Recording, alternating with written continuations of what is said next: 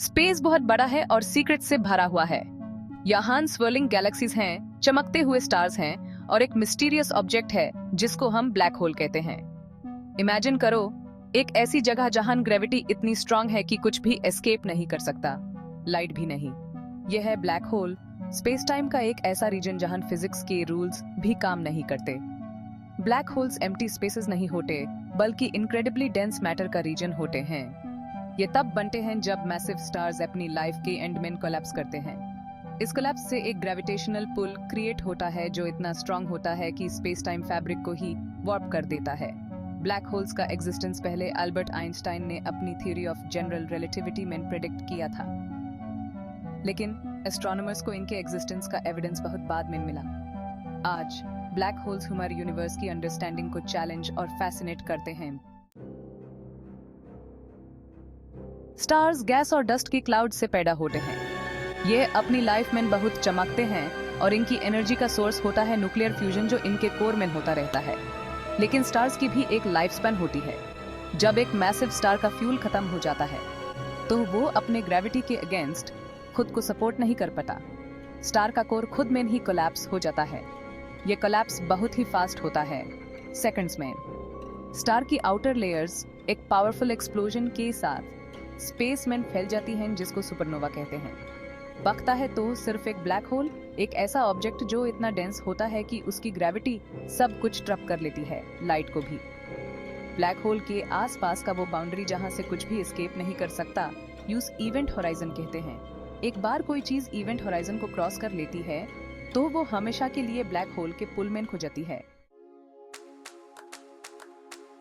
सब black holes एक जैसे नहीं होते, ये अलग अलग साइजेस में आते हैं। हर एक की अपनी यूनिक कैरेक्टरिस्टिक्स होती हैं। सबसे कॉमन टाइप है स्टेलर मैस ब्लैक होल्स। ये ब्लैक होल्स मैसिव स्टार्स के कोलैप्स से बनते हैं, नॉर्मली हमारे सन के मैस से कुछ ज्यादा। सुपरमैसिव ब्लैक होल्स दूसरी तरफ हमारे सन से मिलियंस या बिलियंस टाइम्स ज्यादा मैसिव होते हैं। ये गैलेक्सीज के सेंटर्स में होते हैं, इंक्लूडिंग आवर ओन मिल्की वे।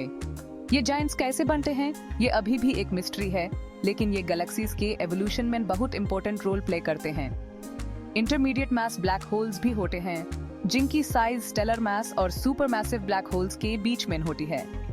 अभी तक इन ब्लैक होल्स के लिए एविडेंस बहुत कम है, लेकिन ये हमें ब्लैक होल्स के ग्रोथ और एवोल्यूशन को समझने में हेल्प कर सकते हैं। Event horizon and spaghettification. किसी भी ब्लैक होल का इवेंट होराइजन उसकी आइडेंटिटी होती है। ये एक पॉइंट ऑफ नो रिटर्न होता है जहां से ग्रेविटी के पुल से बचना इम्पॉसिबल है। कोई भी चीज जो इवेंट होराइजन को क्रॉस करती है, चाहे वो स्पेसशिप हो, प्लैनेट हो या लाइट ही क्यों ना हो, उसको ब्लैक होल के सेंटर में गिरना ही होता है। जब ऑब्जेक्ट इवेंट होराइजन के पास पहुंचता है, ग्रेविटी का पुल यूनिफॉर्म नहीं होता।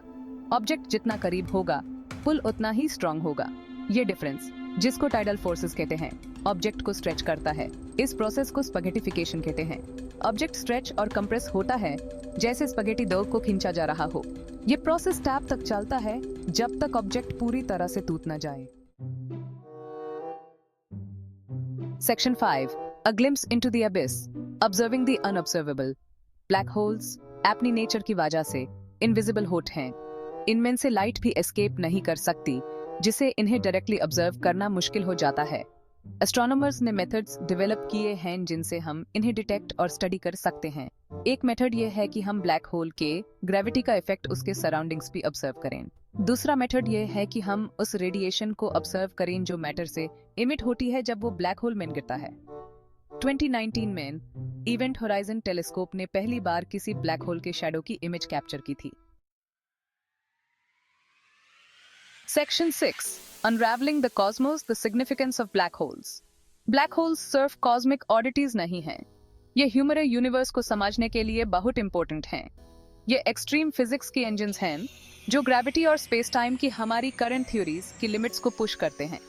ब्लैक होल्स को स्टडी करने से ह्यूमन स्टार्स की लाइफ साइकिल, गैलेक्सीज के एवोल्यूशन और ग्रेविटी की नेचर के बारे में जानकारी मिलती है। ये हमारे यूनिवर्स के बारे में प्रीकंसीव्ड नोशंस को चैलेंज करते हैं और ह्यूम अननोन एक्सप्लोर करने के लिए इंस्पायर करते हैं। जैसे जैसे हम ब्लैक होल्स के मिस्ट्रीज में और डीप डाइव करते हैं, ह्यूम कॉस्मोस और उसमें हमारी जगह के बारे में नई सीक्रेट्स पता चलती हैं।